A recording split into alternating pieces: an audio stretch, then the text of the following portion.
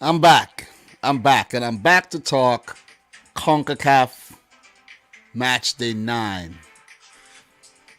I made predictions. I think I was pretty spot on. I was good. Didn't get all the predictions right, but I think I was good. I made a big call, and I'm happy about one of the calls I did make. However, though, I'm really happy. And you guys should know what I'm talking about. Predicting Canada. Predicting Canada to pick up that victory on the road against Honduras was a gutsy call.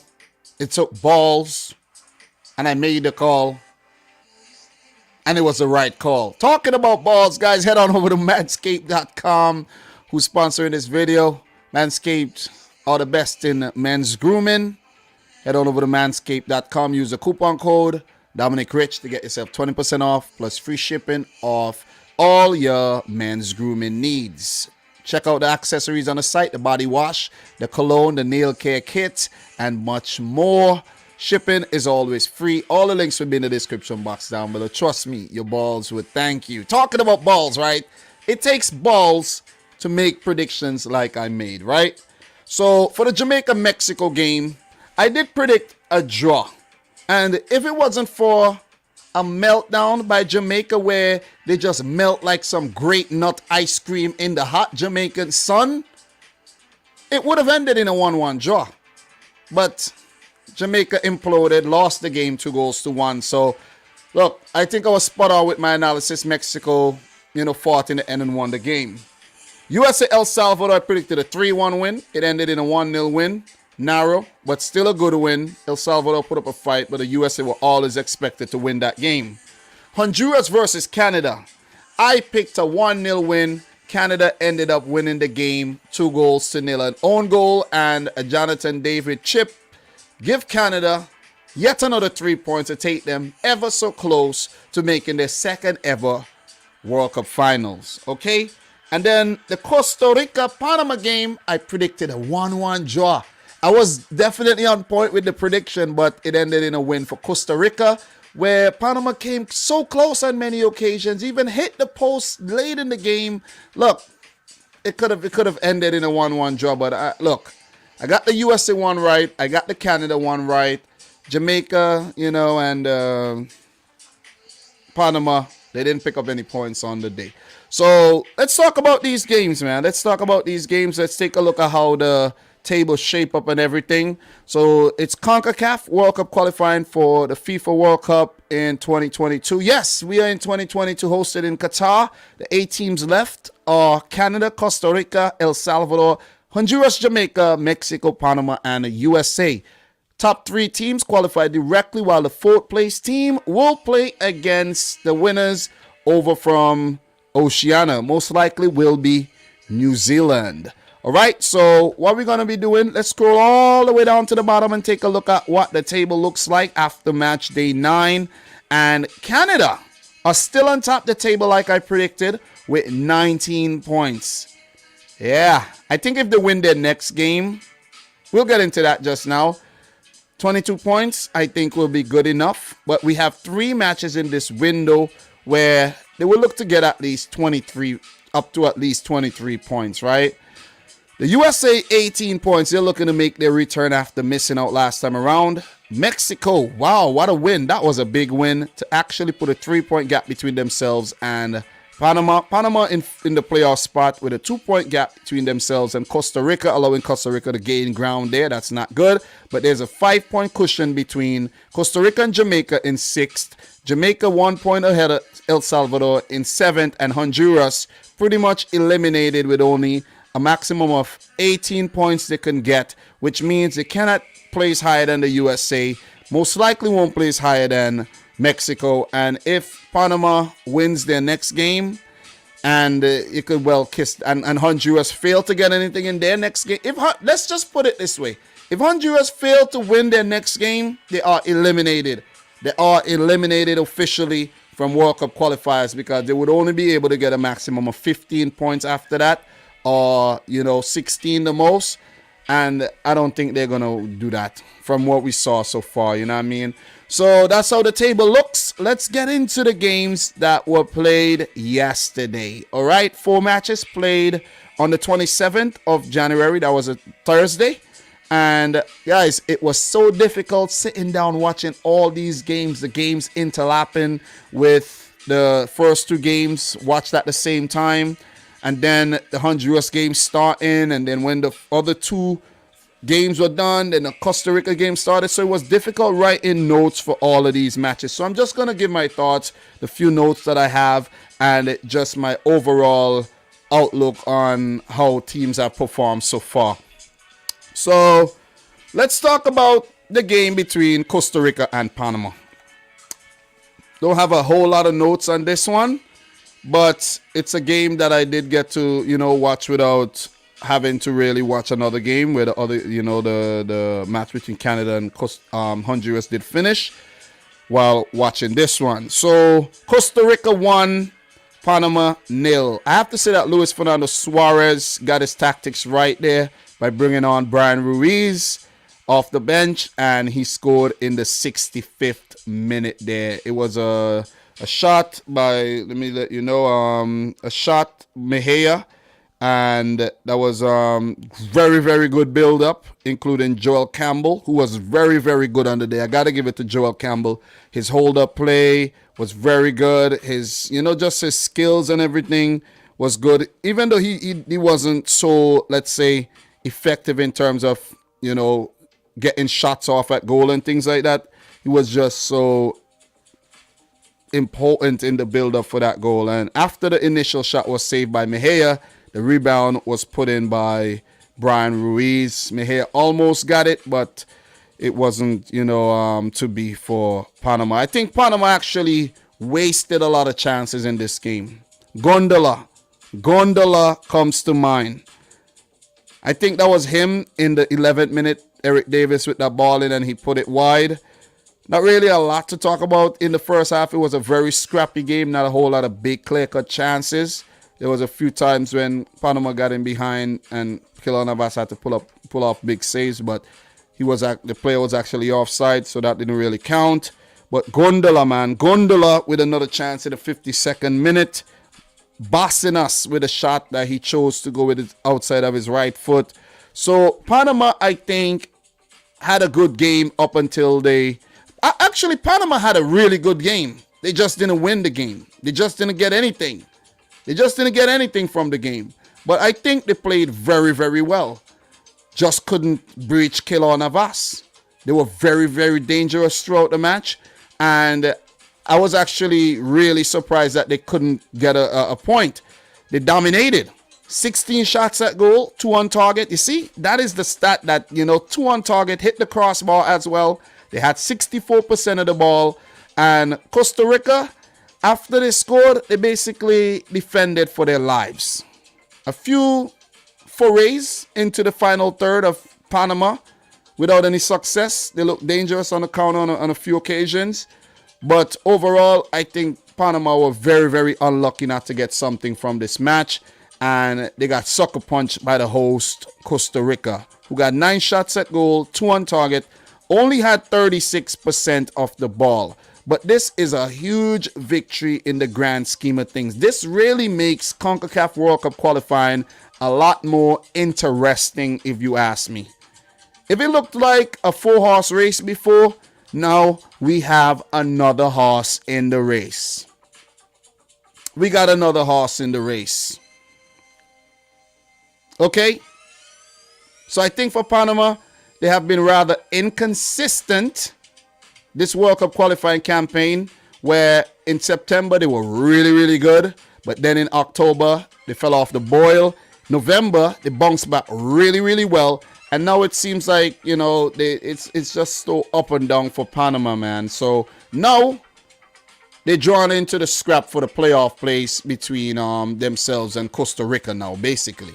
You see what I'm saying? And they have themselves to blame, because a point would have maintained a healthy gap between themselves and Costa Rica. That would have still been a 5-point gap.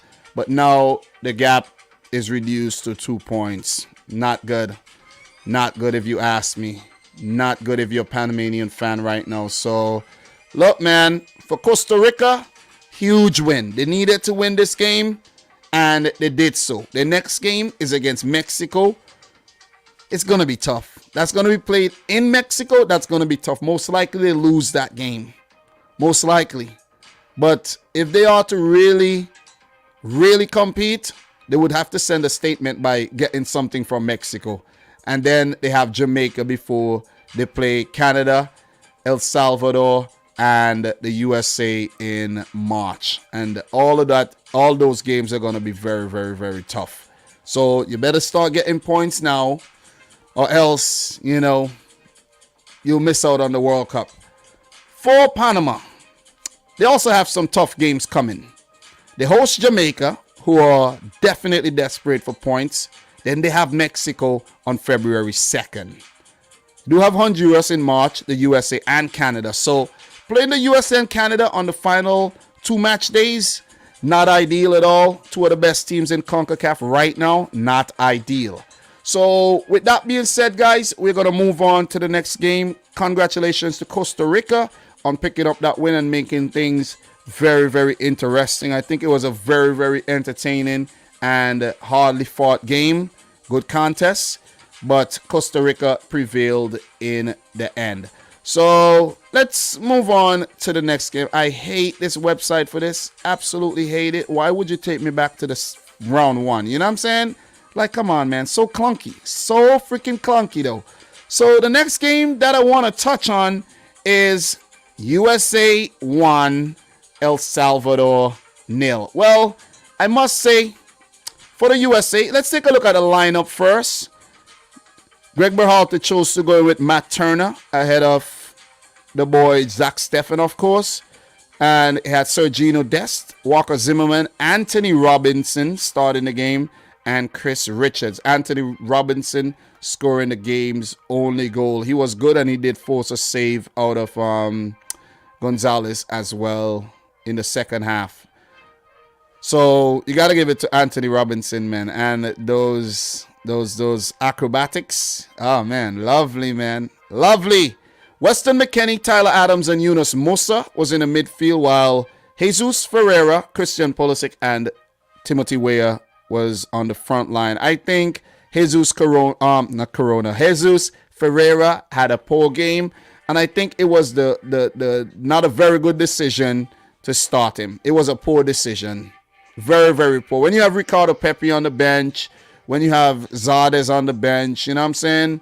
Even, listen, play anybody else right now but Jesus Ferreira, because he wasn't good. He had a few chances that he failed to capitalize on early on in the match, and it was just, very, very bad finishing, man.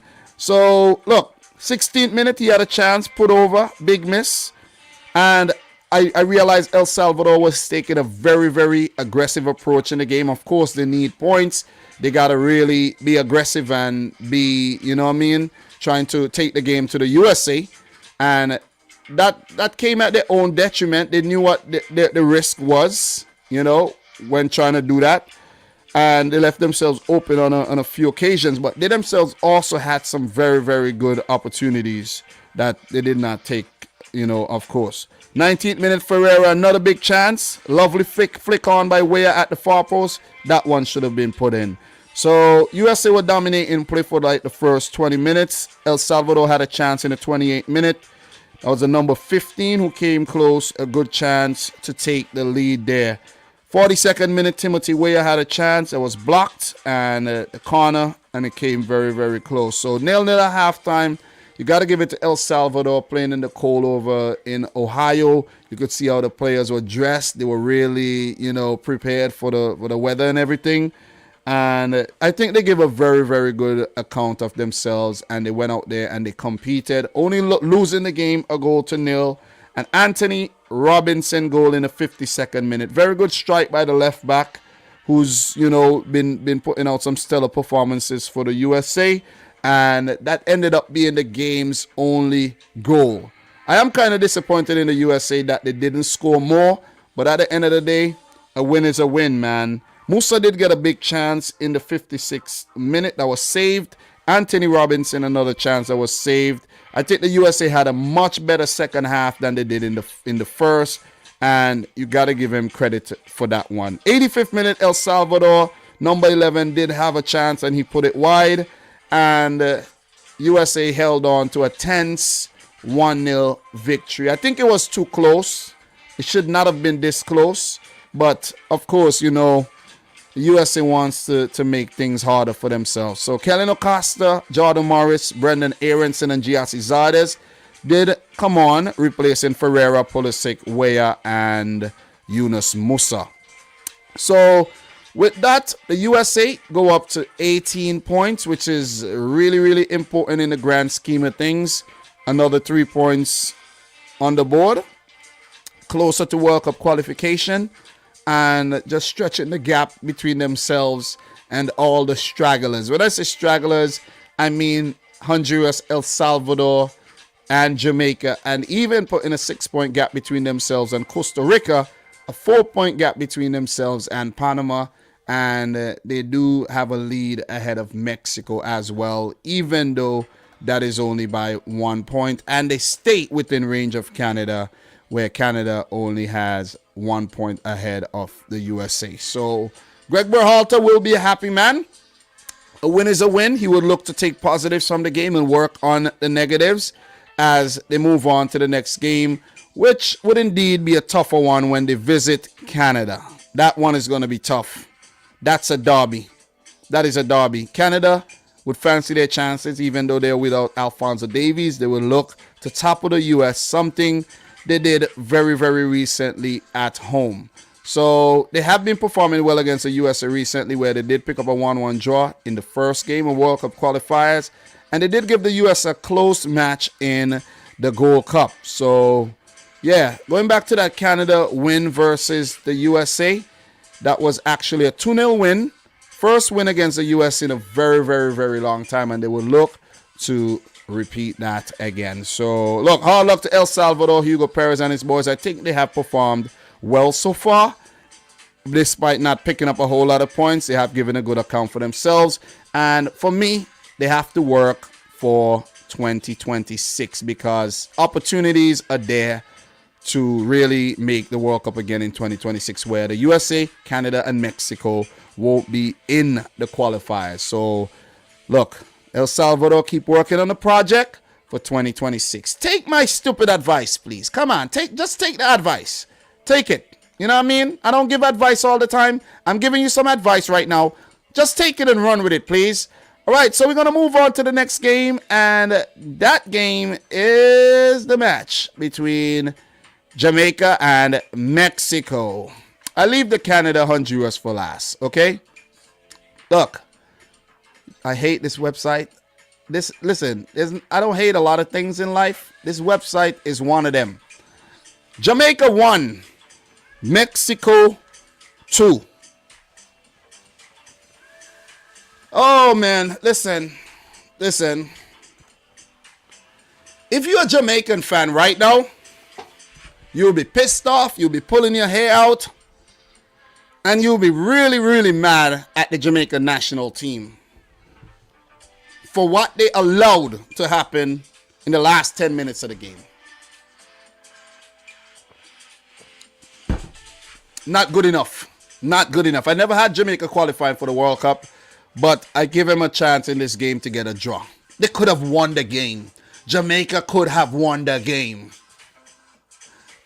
Jamaica should have won the game. Mexico have been poor. Despite having 17 points right now, Mexico have been poor. Tata Martino, your job is on the line, baby. I'm letting you know this because back-to-back losses in November, and then he was on the cusp of losing 3 in a row. It was desperation stuff. When Mexico scored the opening goal in the equalizing goal, pardon me, Tata Martino celebrated like it was him who scored the goal. Like if he had just, gone past Quinto Partido at the World Cup. I'm telling you. That's how much it meant to him. He was so nervous on the touchline. Jamaica, you allowed this to happen. You should have kept Tata Martino and Mexico down and kept your foot on their necks. Not ruthless enough, in my opinion. Big up to all the Mexican fans watching this right now. You know I don't mean any ill will. I'm just, sharing my thoughts. But I don't understand how Jamaica did not win this game. I really don't. I also understand how they lost the game too, but they should have won the game. Even though they went down to 10 men where Damian Lowe was sent off, we know how difficult teams are to play when they have 10 men on the field. They just set up in a low block. They're hard to break down. Not Jamaica. Not Jamaica, apparently. Not them. Not them. You see what I'm saying? I think Jamaica has a concentration problem, man. I'm going to put it out there. Concentration problem. And something that I'm going to do briefly. Let's just take a look at the Jamaican matches so far. Let's just do something, a fun activity, right? Let's go back to the first match of World Cup qualifying. And let's go to the final round here where they played Mexico. That was their first game, right? Jamaica versus Mexico. Just look at exactly the point I'm trying to make to you here, right? I'm not here to waste your time. I'm here to give you good information. I'm here to give you good analysis. Jamaica, Mexico. Alexis Vega in the 50th minute. Right? The same players came back to haunt Jamaica. Shaman Nicholson, the equalizer. Just take a look. Let me zoom this in case you're blind and you can't see. Just look at that. Look at that. Let me scroll this down. Look at the time Henry Martin scored the goal for Mexico. 89th minute. Jamaica are switching off at the back in the games. They don't have enough stamina. I don't understand. These players are not eating no yam and dumpling and Edos and dasheen and them things no more. What's going on? Banana, steam fish. What are you eating? McDonald's? Why are these guys running out of steam and not concentrating at the back end of games? Please explain that to me. Please, somebody, please, I'm begging you, explain that to me. You're switching off. You're supposed to be able to see out that game and pick up a valuable point against Mexico where you never were supposed to get anything against a team like Mexico in the first place, right? Seeing that Mexico are a quality team. Okay, you lost that game. Panama game, oh man, destroyed. We're not even going to get into that one. The game against Costa Rica, good on you. Good on Jamaica to come back there. They should have won that game. They should have won that game. They really should have won the game. Lost to the USA 2-0. A draw against Canada. They could have probably won that game too. Honduras, they won the game. El Salvador. Another match in which Jamaica switched off late. Mikel Antonio, 82nd minute, great goal. But Alex Roldan allowed to score in the 90th minute. Look, that's 3 points. The first match against Mexico, that's a point they should have got. Let's keep tabs on this. That's 4 points. Jamaica, right now, we check the stats. Jamaica has what? 7 points right now? Jamaica should have been at least 13 points. I'm just putting it up. Jamaica should have been in the mix. And if they had been on 13 points, it means that other teams would have been closer or behind them. We go to the USA game here, right? Jamaica were indeed robbed in this game. Let's not even elaborate on that. They were robbed. And now we come to the game between them and Mexico. Damian Lowe sent off in the 45th minute, extra time there. And then Daniel Johnson with that goal in the 50th minute. But I do have some notes here for you. Now that we got to this game, let's just use the Google setup right here and talk. Andre Blake started. Javane Brown, who I think did a great job at right back, but who knows, were a bit rash in that tackle there to push Funes Mori. Another thing I have to mention before I do forget. CONCACAF chose to implement VAR after 8 rounds, and with 6 games to go. You choose to bring in VAR, that does not make any sense whatsoever. If 8 games were played without VAR, you leave VAR where it's at. Don't bring it in now. That doesn't make any sense. That doesn't make any sense because what? You should then retroactively go back and VAR all the other matches? No, you can't do that. I don't think it was the right decision. It should have never been done. And I'm baffled by the decision because at that moment I was like, okay, there's no VAR. That's why Javane Brown's tackle is not being reviewed. And then when the Damian Lowe tackle happened, I was like, okay. I heard a commentator saying about VAR. I'm like, no, there's no VAR. What are you talking? Then I see the referee go to the monitor. I'm like, what the heck? By the way, that referee was poor. He was poor. Didn't do a good job on the day. But how in the world you're not going to have VAR for 8 rounds and then have it all of a sudden? Doesn't make any sense to me. I'm baffled. There should have been no VAR. Seriously. If you don't have it from the start, don't bring it now. Don't bring it now. That's my thoughts on that one. Let's just continue, man. CONCACAF, you're weird, bro. First of all, you said that most of the countries don't have the infrastructure for VAR. And now you have it in Jamaica. Wow. Like, come on. Should have been there all along. Damian Lowe sent off. Will miss the next game, of course. I don't know how many games he have suspended. It might be just one. Ethan Pinnock started. Kimal Lawrence. Devon Williams, I think was a bit rash for one of those tackles. Lamar Walker. Ravel Morrison. Daniel Johnson, who scored a goal. Junior Flemings and Mikel Antonio, who did get a good shot blocked, would have went in. For Mexico, Alexis Vega, who scored the winning goal in the end. Rogelio Funes Mori, not good enough. Not good. Not good enough for Mexico right now, if you ask me. Uriel Antuna didn't do anything at all in the game. I had a call come in here on my my phone that I'm using for my music. And then it went to Mr. Vegas, you know. It must have sent some listening talking about Jamaica right now. But look, before I was rudely interrupted there, Uriel Antuna, these guys didn't have a good game. Funes Mori, Antuna, poor matches. Guardado, Herrera, I don't think these guys provided enough. Charlie Rodriguez. Mexico had a nothing game. And it was only the last 20 minutes or so that they really played football. Last 20 minutes. Okay? The defense does not look it needs sorting out, in my opinion. Sanchez had to go off early. That was a setback, but I did mention Guillermo Ochoa will be tested in the game, and they did concede. I have a lot of notes here. I'm not even going to get into most of this, but Sanchez injured, subbed off. Chaka Rodriguez came on. A lot of possession in the first 10 minutes for Mexico. Blake pulled off a big save in the 17th minute from a Vegas shot. Good save. Chance not taken for Mexico. Herrera had a header put wide. Another chance not taken. Lowe intercepted a ball, and it almost ended up in the back of the net. Well done by Andre Blake to keep that out. And I think, Mexico were dominant without being able to break down Jamaica, and that's why I said they had a poor game. Jamaica was defending for the whole first half.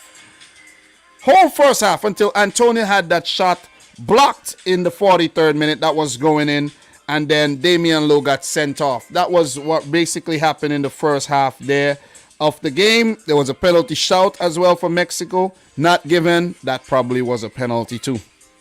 Poor refereeing by the El Salvadorian ref. So, look, I thought after Jamaica went down to 10 men that they should, therefore, try to play for a draw. Try to earn a draw here. But Jamaica came out in the second half and was very, very, very positive.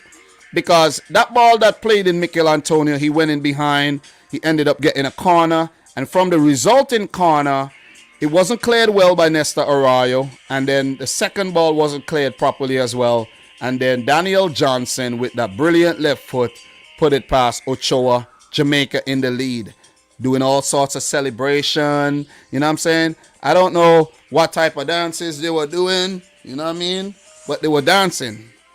You need to calm down. I know you got to celebrate in the moment. You dance too early, man. You be dancing. Some of these players be dancing too early. Look, Paul Hall was a happy man. You could see his smile on his face and everything. And all Jamaica needed to do there was to keep Mexico out. Something that they managed to do for the next half hour or so. Maybe for the next half hour. 50 plus, 80. Next half hour, they were able to keep Mexico out. Mexico were unrelenting. Some good changes were made. Diego Lainez was brought on. Let's go back and take a look at the changes that were made by Mexico there. Lainez brought on. Jesus Corona brought on. And Henry Martin. Forget about Arteaga and Chaco Rodriguez there for a second. But Henry Martin, Jesus Corona, and Diego Lainez changed the game. Especially Jesus Corona. He was the man that changed the game for Mexico here in the last 15 minutes of the match, where Jamaica basically were running around like headless chickens. Guilty of ball watching and not staying close to these danger men. I was even writing down that Tata Martino could get sacked if he loses this game, another game, 3 in a row. Jamaica were going to win this game. You see what I'm saying? Jamaica were going to win this game. And at that moment, I'm thinking about, my boy, how happy my boy Ryan LFC and coach's desk and Simon Preston would be if that result held. It didn't hold, man. But Ryan, bro, my heart go out for you, bro. You put in a lot of time in this game. I was actually looking at your channel, bro. You spent about almost a whole day in combined hours talking about this clash, and I know you must be disappointed and probably will talk about it again. It has to be a heart-wrenching, heartbreaking, devastating loss for Jamaica, as they really meltdown. They had a meltdown. They imploded in the last 10 minutes of the game, man. Tecatito with the cross, the header. Blake, I think, could have done a better job saving that ball. Push it onto the post, and a scrappy goal there by Henry Martin to equalize. And okay, I understand. You equalize in the 81st minute. Okay, Jamaica. See out the blood clean game now, man.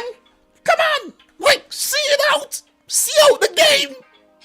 And earn a point. The point I predicted you to get. Jamaica, see out the game. God damn. 2 minutes later, Mexico scored. 2 minutes later, Alexis Vega all by himself to put in. That must have been the most devastating goal you could actually witness if you're a Jamaican fan, because those 2 goals, 3 points, would have put Jamaica in a really good position. 3 points would have given Jamaica 10. Jamaica would have been within 4 points of the playoff spot. 4 points. Lost the game. Meltdown. As I mentioned earlier, like some rum raisin ice cream in the hot Jamaican sunshine over in Ocho Rios. It's over. It is over. Jamaica could kiss the World Cup goodbye now. It's done. It is over.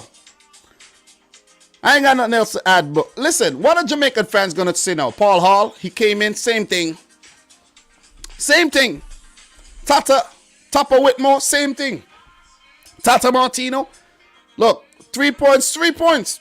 He won't care how they got him. He won't care. For Mexico, they got Panama coming up. That's a road game. And they host Costa Rica. Teams that are desperate for points right now, they're going to be hard to beat. They're going to be hard to beat. They're going to be hard to beat. Jamaica's last 2 games, Canada and Honduras. Yeah, they beat Honduras already. But Canada, oh man. In Canada, I don't know. El Salvador is going to be difficult too. You could get points off Honduras and El Salvador, but Panama, Costa Rica, and Canada are going to be tough nuts to crack. All right? So, look, for Mexico, they're looking poised to qualify again. Their next game will be against Costa Rica at home, Panama at home, and they got the U.S. at home, Honduras coming up, and El Salvador. Mexico are qualifying. Mexico are qualifying, guys. There's no doubt about it. But if Jamaica had picked up this win, it would have put it in a really difficult spot. So with that being said, guys, we are going to move and we are going to go right back. And we are going to talk Canada. We're going to talk Canada, Honduras. I left that one for last, and I did so for a reason, because Canada are Now the top team in CONCACAF World Cup qualifiers, and we got to give him the credit. We got to give him the respect that they truly deserve. And we scroll down here. Honduras 0 at San Pedro Sula. Canada 2. God damn. Big up to all the Canadian fans watching this right about now. I told you guys in November that you're going to the World Cup. I told you. Some Canadian fans, yeah, Dom, I think you've been a bit too hasty. I'm not being hasty. I've been analyzing this thing from the start. At first, I didn't predict Canada to make it. And then after what I saw at the Gold Cup, I'm like, Canada qualifying. Canada are qualifying. And for this game, even without Fonzie, even without the boy Fonzie, I'm like, Canada's winning. It was a gutsy call, but I said Canada's winning the game. Like the video. Smash up the thumbs up button for that prediction. That was a quality prediction. That was quality. Canada 2, Honduras 0. Tajon Buchanan with the wizardry in the 10th minute. Daniel Maldonado headed into his own net. They're so good, they make you score on yourself. Quality stuff there by Tajon Buchanan. Cannon. You just call it Cannon, man. Listen, man, deadly. Look, before we do get into the whole analysis of the game, Jonathan David in the 73rd minute as well, we just take a quick look at the lineups. Let's talk lineups here. We have lineups for Canada: Milan Boyan, Alistair Johnson, Sam Adukudbe, Stephen Vittoria, and Tajon Buchanan there, along with Scott Kennedy, Samuel Piat, who had to get substituted very early on in the game, Junior Hoylett, Atiba Hutchinson, the captain, Kyle Larin, who I think could have been a lot better in the game, and Jonathan David. Off the bench, Kamal Miller, Liam Fraser with that killer pass. Big up to Liam Fraser. Lucas Cavallini looked good at the end of the game there as well. Jonathan Osorio and Richie Larea. Guys, what's very, very lovely to see about Canada is the depth. It's just the depth. You telling me you have Steven Estacio on the bench, Mark Anthony Kay on the bench, not needing them? You telling me you have Ike Ugbo on the bench, not needing him? Nah. This is unreal, man. Canada's qualifying for the World Cup. Canada's qualifying for the World Cup. And they get closer to that with picking up 3 points against Honduras on the road. The concern for Canada at the beginning of these World Cup qualifiers were, okay, they might not do well on the road. They might not do well in Central America. They may not do well in Jamaica. They just might not do well on their travels, right? But Canada remains the only unbeaten team in World Cup qualifiers as we speak. For CONCACAF, of course, right? So let's go and let's check out Canada's journey so far, and then we'll talk a bit about the game, right? So we go all the way back here to September. 1-1 against Honduras. I think they were a bit too cautious. 1-1 against the USA. Cautious again. But good. They picked up points. They destroyed El Salvador at home. Picked up a point in Mexico. God damn, Canada. Something we thought you wouldn't be able to pull off. You did. Picked up a point in Jamaica as well. So that's out of the first 5 matches, 3 of them on the road, Canada picking up 3 points, not losing. Then at home is where they did the business. 4-1 over Panama, destroyed. 1-0 over Costa Rica. 2-1 over Mexico of all teams. And the 4th road match, I made the call. I was convinced of what I've seen from Canada, and I predicted them to win the game, and they did so. You could see they have the USA coming up next. It's going to be a tough game, but they'll fancy their chances of getting something. El Salvador, Costa Rica, Jamaica, and Panama to finish off proceedings. Okay? They have 3 road games left. They would need to replicate what they did against Honduras, but I think Canada would be fine. 4 points would put them to 23 points. I think that'll be enough to get to Qatar, in my opinion. But let's see. Let us see. They should beat El Salvador. They should beat Jamaica, in my opinion. it's going to be tough to play against Canada. Let's talk about this game. Canada 2, Honduras 0. Credit to Honduras as well. Hernan Dario Gomez, Bolilo have had a rough time. 4 games in charge, 4 losses, 3 in World Cup qualifiers. He might get his ass sacked too, if you ask me. But John Herdman would be a happy man here. He would be a happy, happy man. Okay? Because at the beginning of the World Cup qualifiers, we never expected Canada to do this well. I expected them to do well, but not this well. 9 games unbeaten. Wow. Wow. Wow, wow, wow. Wow. You take a look at the Honduran 11 here. Luis Lopez in goal. Maldonado, Figueroa, the captain. Just recognizable names, you know, Quioto and Elise with Anthony Lozano, who does play in La Liga up top. And they did have the firepower to hurt Canada in Lozano, Quioto, and Elise. Elise was a nuisance. Quioto got in on, you know, a few occasions. Lozano had a shot saved as well. Milan Boyan was a busy man. Was a very, very busy man. The goal came in the 10th minute. Tejan Buchanan with the magic. The cross put in inadvertently in his own net by Maldonado. And there was a good breakaway in the 16th minute by Canada. Kyle Larin, poor decision making, failed to tee up his teammate. That should have been 2-0. Canada, very, very, very dangerous. They look very, very dangerous at the, you know, the start of the game. And I wrote down dangerous like Grammar Zone. Guys, just do a quick Google search for Grammar Zone and you'll see what I'm saying. Grammar Zone. You see exactly what I'm talking about. But they were really good in the first 20 minutes, though. Piat had to come off injured after he was taken out. Nothing was given for that tackle as well. I was so surprised. The Jamaican, you know, referees. I was so surprised that nothing was given. Liam Fraser was brought on. That wasn't probably meant to happen. Boyan, you know, he had to beat Quioto to a long ball in the 43rd minute, and things got a bit tense at the back end of the first half there for Canada, where Boyan lost another ball and it almost ended up in the back of the net, had to be cleared away. So Canada leading at halftime, and Honduras were getting themselves back in the game at the back end of the first half there. So look, 56th minute, Jonathan David versus Maino Figueroa. Luis Lopez saved. Got to give it to Jonathan Davis, man, outfoxing the veteran there. 59th minute, Anthony Lozano with a header saved by the goalkeeper there, Milan Boyan, who I think was very, very good on the day, man. Elise with the cross. Elise was dangerous in the match. He's having a good season for Bordeaux after moving from the Portuguese league to the French league. He's moving up.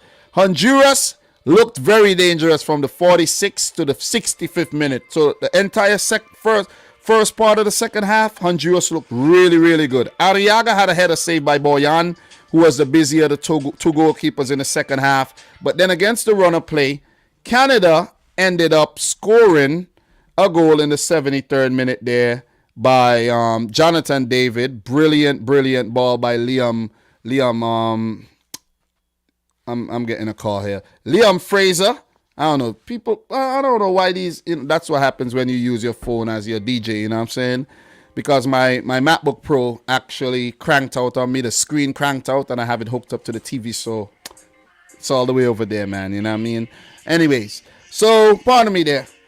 Great ball by Liam Fraser up to Jonathan David, who was in his own half when that nice lofted ball was put in, right in behind, and chipped the goalkeeper Luis Lopez, who was actually coming off of his line there to try to get the ball. Brilliant goal, celebrated. He knew the game was won for Canada, and there's no way Honduras could have actually come back. Remember last November, Honduras had a 2-0 lead against Panama and blew it. Panama ended up winning the game 3-0. So, yeah, Honduras have been very, very poor, man. You got to give it to John Herdman for the subs he made as well.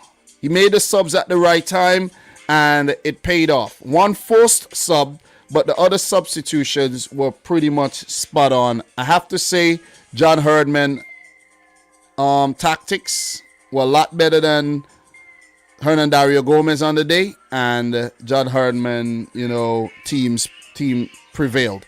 Look, I think where Honduras went wrong in this game, at least did hit the crossbar. Boyan was a busy man, as I mentioned.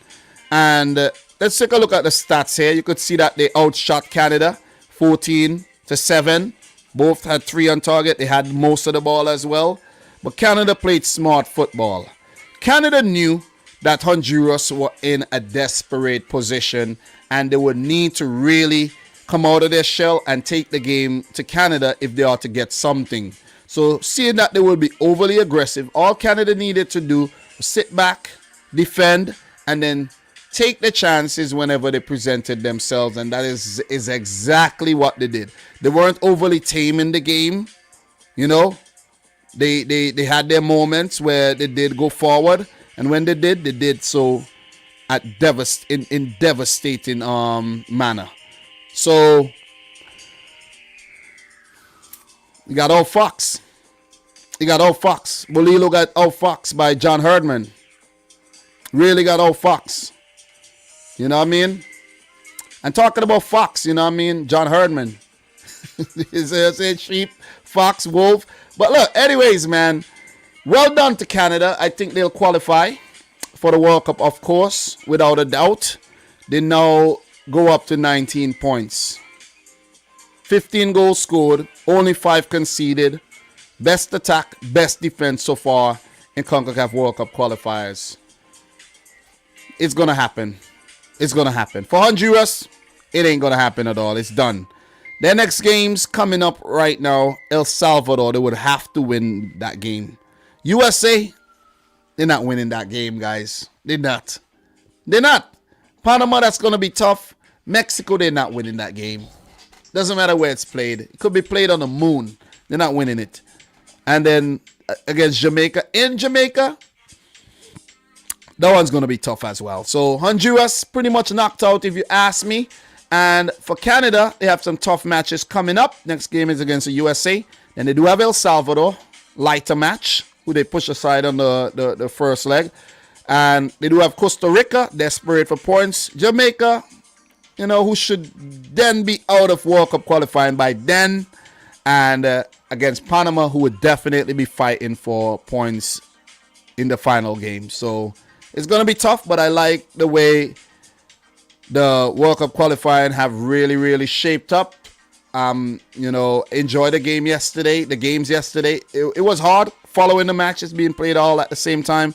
But, you know, it's the grind, man. It's the grind. Canada play the USA. Mexico play Costa Rica. Panama play Jamaica. And Honduras play El Salvador in the next match day, which is on Sunday, January 30th. Look for me to put out a preview for those games and a review after they're done. So, guys, it's been a busy day. A lot to talk about. But I had to get CONCACAF off my chest, of course. Look for all the clips that's coming. Check out all the videos on the channel. Don't forget to head on over to manscaped.com, who are the best in men's grooming. Use the coupon code Dominic Rich to get yourself 20% off each and every one of your orders. Shipping is always free. Trust me, your balls will thank you. Links in the description box down below. Subscribe to the channel if you're new. Road to 50K is in full effect. Like the video if you haven't yet done so. Share it with a friend. And until next time, peace out. Rich Squad. Peace. I'm on fire today, baby. Fire. Yeah.